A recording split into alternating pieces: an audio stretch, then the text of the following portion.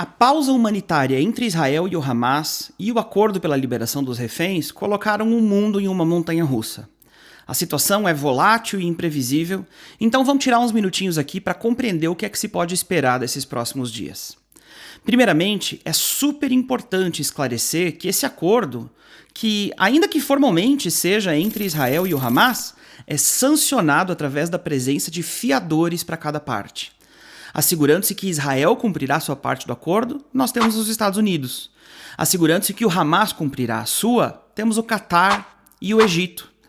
Ontem mesmo, no segundo dia da pausa, o acordo quase foi por água abaixo, quando o Hamas se recusou a liberar os sequestrados previstos para esse dia por várias horas. Depois de pressão considerável do Catar, e inclusive do Serviço Secreto Egípcio, que enviou representantes para repreender pessoalmente a liderança do Hamas, é que o acordo foi mantido. Uma delegação do Catar já pousou hoje pela manhã aqui em Israel e já está em Gaza nesse momento para se assegurar de que o acordo seja mantido. Por isso, no que diz respeito a Israel, a negociação não é diretamente com os terroristas. A negociação está acontecendo, na realidade, com esses fiadores, com os Estados Unidos, o Catar e o Egito. E são eles, e não o Hamas, que garantem o cumprimento dos termos do acordo. Você acha que esses fiadores são confiáveis? Conta para mim aqui nos comentários. Outra coisa muito importante de compreender é que em todos esses dias que o exército israelense entrou em Gaza, a alta liderança do Hamas está praticamente cega, escondida nos túneis, desconectada do que está acontecendo na superfície. Israel destruiu muito da infraestrutura, da habilidade de ativar sistemas de vigilância, de ter sinal de telefone.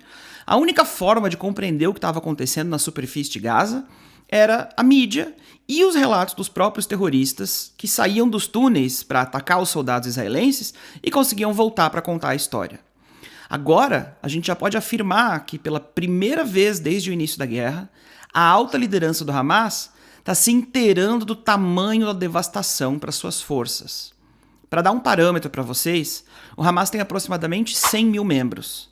Desses, estima-se que cerca de 25 mil sejam combatentes.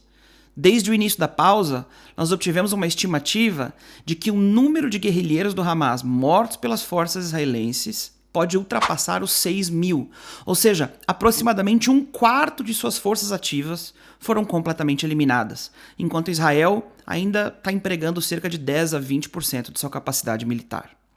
Essa descoberta macabra que a liderança do Hamas fez desde o início da pausa humanitária pode nos enviar para dois cenários distintos.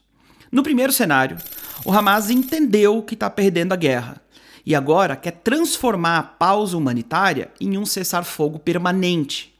Nessa hipótese, o Hamas vai procurar estender ao máximo os dias da pausa, atrasando a entrega de reféns, pedindo dias extras para entregar mais reféns, alegando a quebra do acordo por parte de Israel e fazendo todo tipo de exibicionismo, como o de ontem, entregando os reféns 2 minutos antes da meia-noite. Nesse cenário, cada segundo que o Hamas ganha estendendo a pausa é um segundo mais próximo de impedir o retorno da investida militar israelense. Um cessar-fogo permanente é a única chance que a liderança atual do Hamas tem de continuar no poder em Gaza quando a guerra acabar. No segundo cenário, o Hamas concluiu que as baixas que teve não foram tão graves assim e que a combinação do antissemitismo ao redor do mundo com a antipatia internacional contra Israel e a presença de tantos reféns como moeda de troca nas negociações o colocam em uma posição de força, a ponto de ele ousar ameaçar a quebra do acordo, buscando espremer ainda mais da negociação com Israel. Se eu tivesse que opinar pessoalmente, eu diria que os dois cenários estão provavelmente se desenrolando ao mesmo tempo.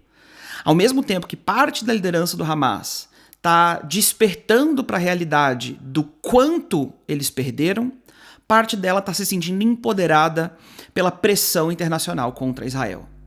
De qualquer forma, uma coisa é clara: os próximos dias não vão ser fáceis. Parte significativa da estratégia do Hamas, que não é um grupo político, mas sim uma organização terrorista, é fazer terror psicológico.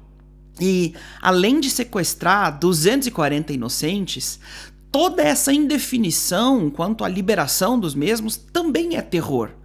É terror psicológico. No meio de tanta incerteza, Aqui estão algumas coisas das quais eu tenho certeza sobre os próximos dias. Em primeiro lugar, os próximos dias vão ser cheios de desinformação sobre os reféns que serão liberados. Vale lembrar que uma das armas mais eficazes do Hamas é a mentira. O mundo prontamente acredita em tudo que eles dizem e eles utilizam disso como arma psicológica. Por exemplo, uma das senhoras que apareceram em um vídeo do Hamas há poucos dias atrás, aparecendo morta no fim do vídeo, foi devolvida para casa agora faz 2 dias. Viva! Ou seja, nenhuma informação sobre os reféns pode ser levada em consideração. Tudo é terror psicológico. Em segundo lugar, nós veremos vários atrasos do Hamas, talvez de horas, talvez de dias, na liberação dos reféns, enquanto eles acusam Israel de ser quem está quebrando o acordo. E aí resta saber como é que Israel vai responder a essa tática. Se vão reiniciar a investida militar ou se vão pressionar pelo cumprimento do acordo. O que você acha? Conta pra mim aqui nos comentários. Nossa equipe está preparando uma matéria investigando os prisioneiros do Hamas que estão encarcerados por terrorismo. Esses que estão sendo liberados agora em troca de civis inocentes. Então me segue aqui e ativa as notificações para saber quando essa matéria vai estar no ar e para acompanhar todas as matérias e comentários sobre essa guerra. Obrigado.